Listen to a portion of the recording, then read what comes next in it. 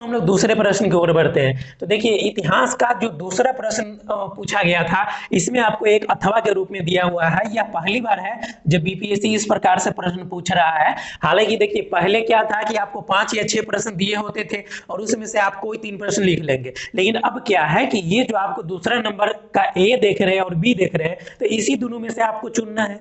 ठीक है, तो इसमें पूछा गया था कि भारतीय राष्ट्रीय आंदोलन के उदय के कारणों की चर्चा करिए। तो किस प्रकार से भारतीय राष्ट्रीय आंदोलन का उदय हुआ, उसके क्या कारण थे, उसके बारे में आपको लिखना था। और इसके बाद जो है इसने स्वतंत्रता संग्राम को किस प्रकार से दिशा दी थी, यानी स्वतंत्रता संग्राम को यह किस प्रकार से प्रभावित किया, ये चीजें आपको इसमें बताना था। और ये प्रश्न जो है आपको 38 नंबर के पूछे गए थे। कितने नंबर के? 38 नंबर के। तो आगे भी उम्मीद करते हैं कि बीपीएससी की तरफ से इसी प्रकार के आपको क्वेश्चन जो है आपको देखने को मिलेगा, और इसके साथ में जो अथवा में दिया रहेगा उसी को आपको लिखना रहेगा।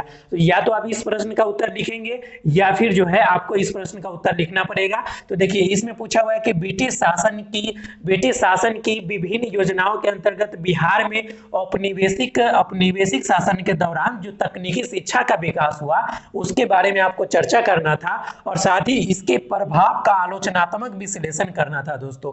तो ये प्रश्न भी आपको 38 नंबर का है। या तो आपका जो है इस प्रश्न का उत्तर दीजिए या ये लिखिए, दोनों बात जो है आपको एक ही हो जाता है। चलिए अगले प्रश्न की ओर बढ़ते हैं कि अगला प्रश्न जो है 3 नंबर, इसमें आपको एक नया प्रश्न देखने को मिला कि प्राचीन काल में जो उत्तर भारत में मंदिरों का विकास हुआ उसके बारे में आपको विश्लेषण करना था दोस्तों।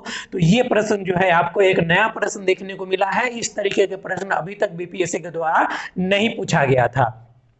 हालांकि इसके जो अथवा में प्रश्न दिया हुआ है ये प्रश्न आपको आसान है। ये आपको प्रीवियस ईयर में भी आपको मिल जाएगा कि समाज और संस्कृति पर रविंद्रनाथ टैगोर का जो विचार था उसके वर्णन करिए। तो ये प्रश्न जो है काफी आसान था दोस्तों, इसको आप आसानी से लिख पाएंगे। तो कुल मिलाकर देखें तो बीपीएससी का जो हिस्ट्री का प्रश्न था इस बार का 68वीं बीपीएससी मेंस का, वो लगभग मॉडरेट प्रश्न था, यानी सभी प्रश्न जो है टेकल किए जा सकते थे। हाँ, ये अलग बात है कि थोड़ी सी इस प्रश्न में परेशानी हुआ होगा कि आप जो है बिरसा मुंडा को आसानी से लिख दिए होंगे बिरसा मुंडा आंदोलन पर, उसी प्रकार से आप पटना कलम चित्रकला शैली को आसानी से लिख दिए होंगे।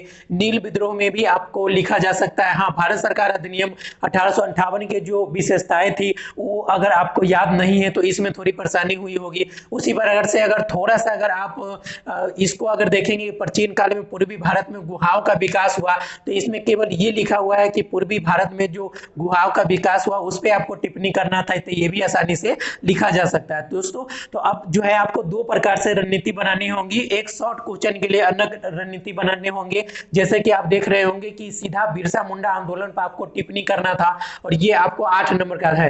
तो आप देखेंगे कि बिरसा मुंडा आंदोलन एक बड़ा चैप्टर है, बड़ा अध्याय है, और यहां से आपको जो है आपको इसको किस प्रकार से आपको छोटे से छोटे आंसर और अच्छे आंसर लिखना है इसके भी प्रैक्टिस आपको करना पड़ेगा दोस्तों। तो हमारे जो अगर हम बात करें 69वां बीपीएससी जो 69th बीपीएससी मेंस होगा, ठीक है, 69th बीपीएससी मेंस होगा, तो उसके लिए आपको जो है आंसर राइटिंग प्रोग्राम जो है आपको अभी से ही आपको प्रैक्टिस करना पड़ेगा। उत्तर लेखन कार्यक्रम जो है मेरे द्वारा चलाया जाएगा और उसमें आपको कुछ इंपॉर्टेंट टॉपिक दिए जाएंगे। इसी प्रकार से शॉर्ट क्वेश्चन का टॉपिक दिया जाएगा जिसका आंसर आप लिख करके हमें व्हाट्सएप कर सकते हैं।